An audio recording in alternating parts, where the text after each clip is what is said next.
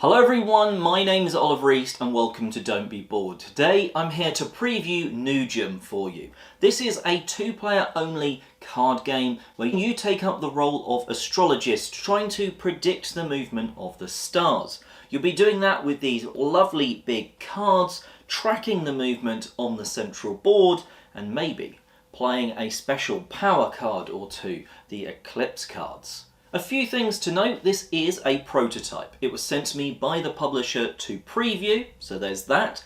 There's also the components are not going to be final, and there might be some other tweaks, but let's see how the game plays now. The game plays out over a number of rounds. You're going to go through pretty much all of this deck minus 2 cards. One of them is going to be discarded back into the box, the other one is going to set up the sort of starting location of the token on this middle tracker that goes between 3 on the sun side and 3 on the moon side. It's going to be all about playing these big cards. You're going to have 5 of them in your hand, and on your turn you play a card face down in front of you. Your opponent then basically tries to guess what you're going to have tried to play and plays their own card first. Even though it's your turn, you've sort of played it face down, theirs triggers first. So let's say they'd played this card, which is the 3 moon. You move the token 3 steps towards the moon. If you can resolve the card, you're effectively going to put it in your scoring pile. And what I mean by that is, if it can move that direction, that number, it's fine and you can score it. However, if I could only move it 2 towards the moon before it would go off the end of the track, I can't perform this card. The token doesn't move and I simply discard the card. So even though it was your turn and you played a card face down, your opponent has played a card and moved it. They've tried to predict what you were doing. Now, maybe they've moved it towards the moon, which is exactly what I want, because when I reveal my card, which is in this case 4 of sun, it moves quite a way down the track and I'm scoring more points than them because, well, each of these cards is worth its value in your score pile. You will start the game with one of these eclipse cards in your hand, and if on your turn it ends in the middle, you gain another one. These eclipse cards are special powers. Maybe it's allowing you to turn a moon into a sun that you've played, or maybe even change what your opponent's is from a moon to a sun or sun to a moon. There's also ones where you ignore the opponent's card. They can still score it if it would have resolved correctly, but you effectively don't move the token. And that could allow you to then score that big card that you were hoping to, moving it loads down the track, successfully resolving it and therefore scoring it. You go back and forth, one player on their turn playing a card face down, the opponent then activating one card from their hand. You resolve both if you can, putting them hopefully in your scoring pile and then drawing back up one card so you always have those 5. The game ends when you can no longer draw from this pile of cards, so it does go on a decent amount of time, allowing you to swing it back and forward, potentially being far behind but catching up points as you correctly guess what your opponent's doing towards the end of the game.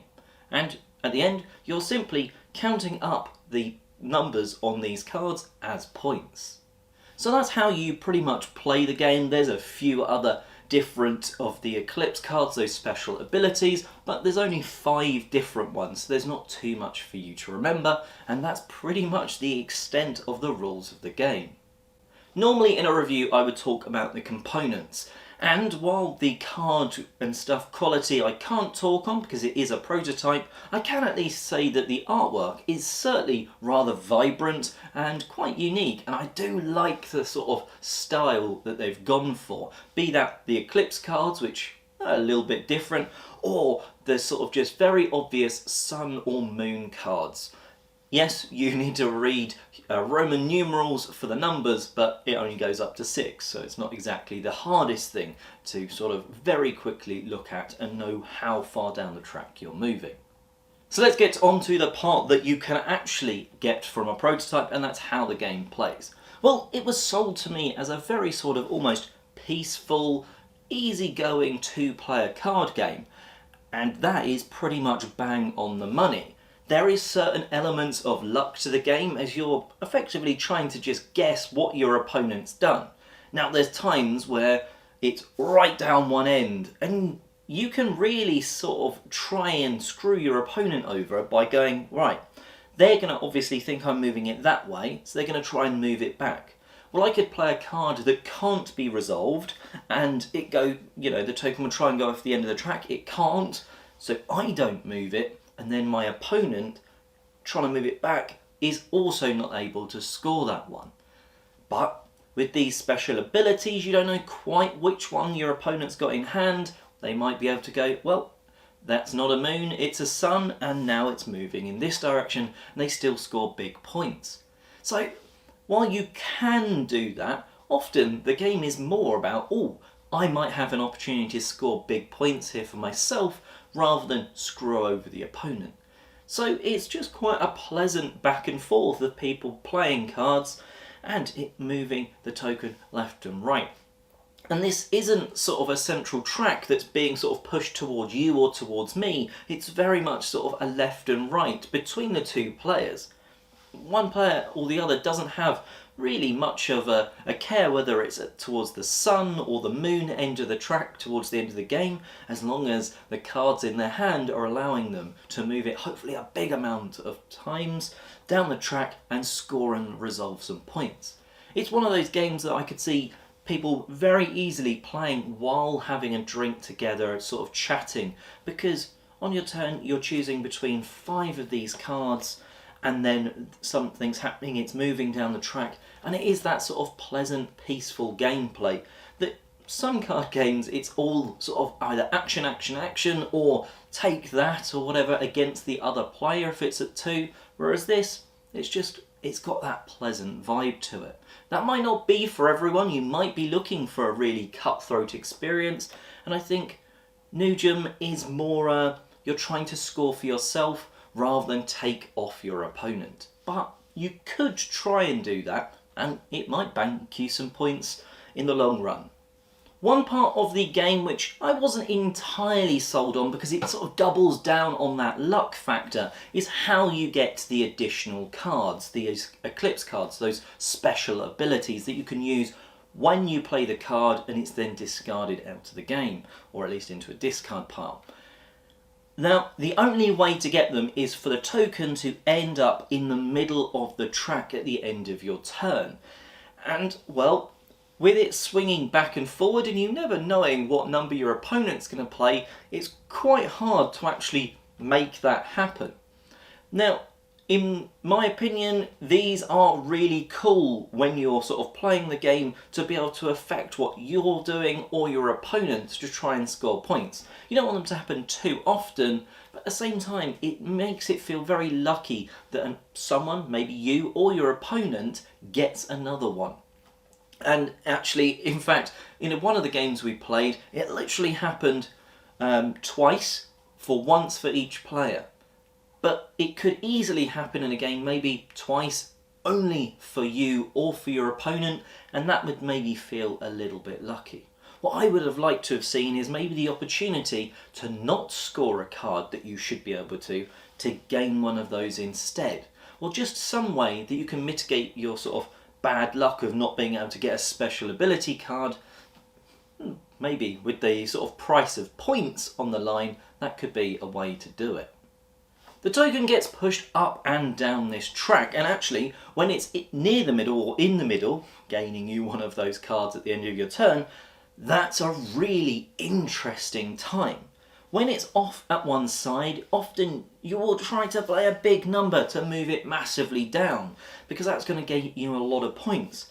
But when it's in the middle, there's a really interesting choice, and it's actually really hard when it's your turn.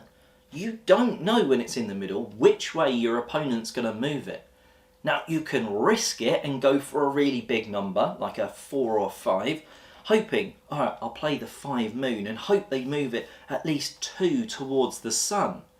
But if they move it 2 towards the moon, or even 1 towards the moon, you're stuffed and you've wasted that big card that could have got you big points. So there's that real interesting dilemma almost that you've got when it's nearer the centre of the track. At the same time, you can then, when it's sort of your opponent's turn, you can be that person in the driving seat almost, maybe just nudging it that one to the left or right down this track.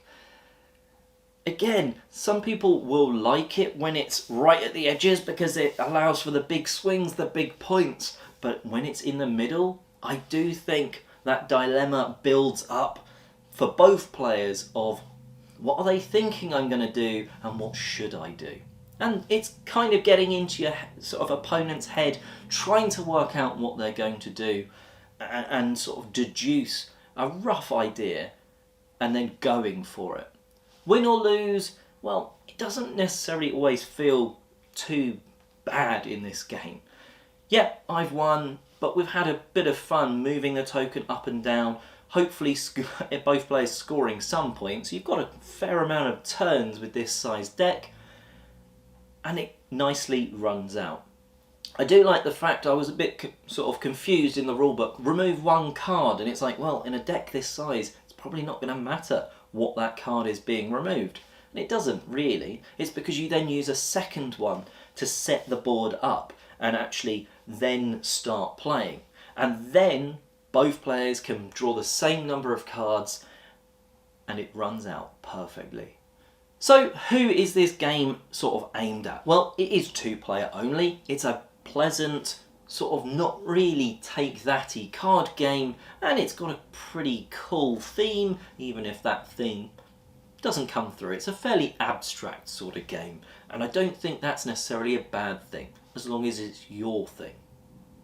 The Eclipse powers do take the game to the next level. It would sort of fall a little flat if it was just playing the cards, but even though there's luck coming out of the deck with what cards you've got, these Eclipse cards, these just give you that power once in a while to just mitigate a bit of luck or to try and score that big card that otherwise you wouldn't have. I really do like that, and I think they are one of the best features. I'd love to see maybe a couple more that you could either shuffle in or out of the deck to really sort of make each game feel a little bit different. But otherwise, Nujum is a very pleasant game and worth you looking into if you think it's for you. Anyway, thank you for watching this preview. If you want to know more, the link to the crowdfunding campaign will be in the description box down below. So please go and check that out. And if you want, check out other news, reviews and stuff on my channel as well. Anyway, have a great day gaming.